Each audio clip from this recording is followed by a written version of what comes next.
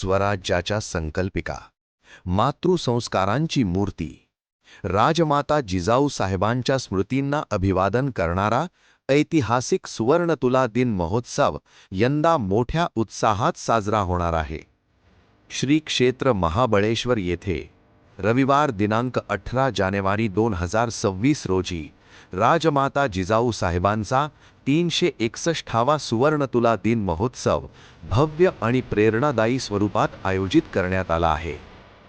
हा ऐतिहासिक प्रसंग आपल्याला आठवण करून देतो छत्रपती शिवाजी महाराजांची मातृभक्ती, संस्कार आणि कृतज्ञता.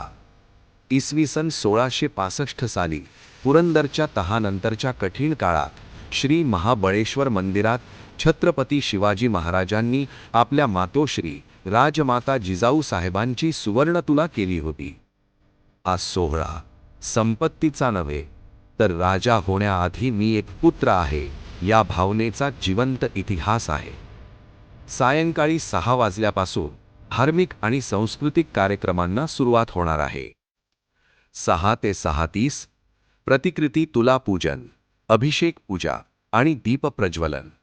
6:30 ते 8 लोकप्रबोधनात्मक सांस्कृतिक कार्यक्रम.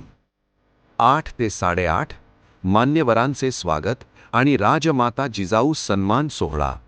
यावेळी आंतरराष्ट्रीय तीरंदाज कुमारी अदिती गोपीचंद स्वामी यांचा विशेष गौरव. 8:30 ते 9 किल्ले स्पर्धा पारितोषिक वितरण आणि मान्यवरांचे मनोगत. रात्री 9 नंतर पुन्हा फोक लोक प्रबोधन कार्यक्रम. या ऐतिहासिक सोहळ्यास खासदार श्रीमंत छत्रपती उदयनराजे भोसले यांची प्रमुख उपस्थिती लाभणार आहे.